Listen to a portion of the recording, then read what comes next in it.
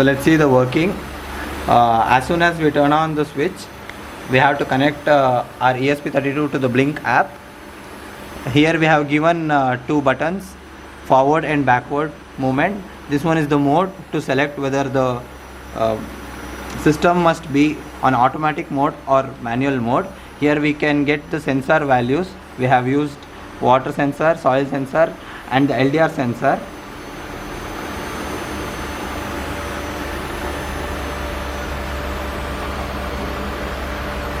See, when it's dark, the artificial light will be turned on.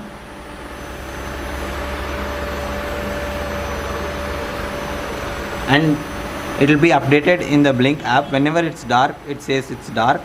Whenever the light's falling, it says day.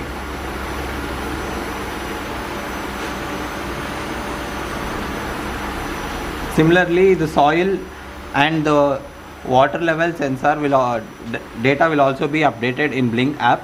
We can control the system using forward and backward movement.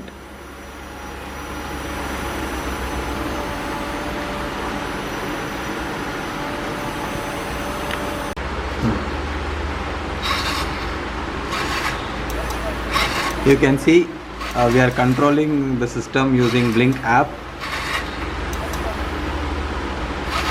for backward movement and forward movement. The system can also be worked on automatic mode just by turning off this button.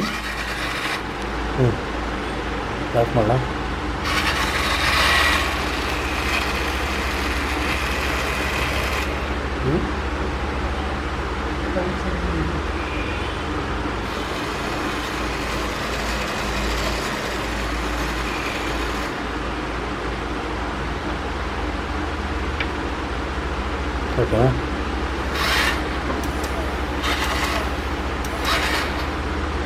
Okay.